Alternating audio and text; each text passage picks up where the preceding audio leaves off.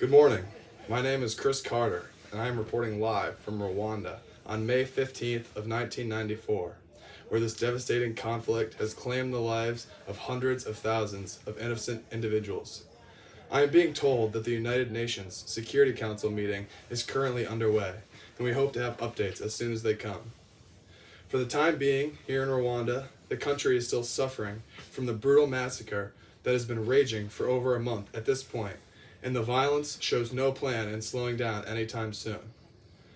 I am currently witnessing unspeakable scenes. Since my arrival yesterday, I have seen entire villages wiped out while women and children are being raped and murdered. On top of that, the streets are filled with the stench of death, the sounds of gunfire, and screams that can be heard from miles away.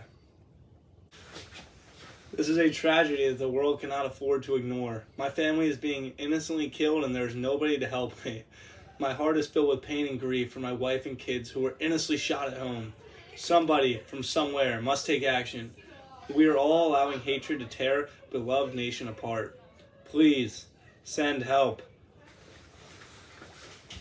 My apologies for that, folks.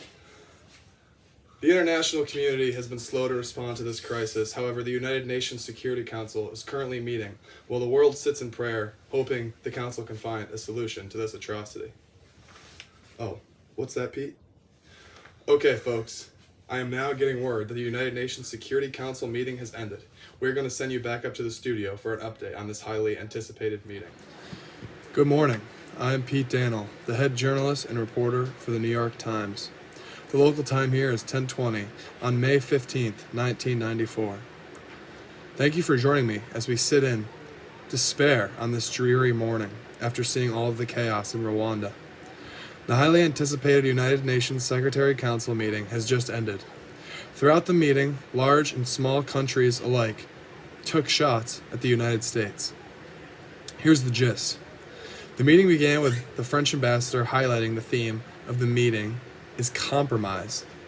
This statement is likely directed towards the United States as they remain stubborn in this global crisis that needs intervention immediately. The French ambassador was also quick to point out that 500,000 deaths have already occurred to date. The ambassador from Brazil chimed in soon after and took a shot at the United States by stating that presence is not enough, and the theme of his speech revolved around the idea that suffering cannot be overlooked. Later in the meeting, that same ambassador from Brazil made a bold comment that caught people's attention. When discussing intervening, he said, "We know what side we want to help," despite the Council's mission to remain neutral. This statement gives citizens the idea that the Council may in fact be corrupt. To piggyback off of that, the ambassador from the Czech Republic asserted that the Council is failing to protect human rights and the indecision within the Council is dangerous. The ambassador from China offered to pay for the United States portion of the conflict. However, he will opt not to send any Chinese troops into Rwanda. All of these ambassadors alike argue that peace must occur, but everyone is silent when asked to offer a direct solution to this problem. It was over 20 minutes into the meeting when the United States decided to chime in, and that is when the friction within the Council resumed, similar to last meeting. The ambassador from China offered all the financial support for the United States, while France offered to send its whole fighting force in replacement of American troops. And despite those offers, the ambassador from the United States stood his ground while maintaining a motion to send in troops while refusing to change the rules of engagement. Towards the end of this meeting, there seemed to be a compromise met by all parties. However, this compromise seemed to have heavy restrictions and was not clearly stated by any member of the Council.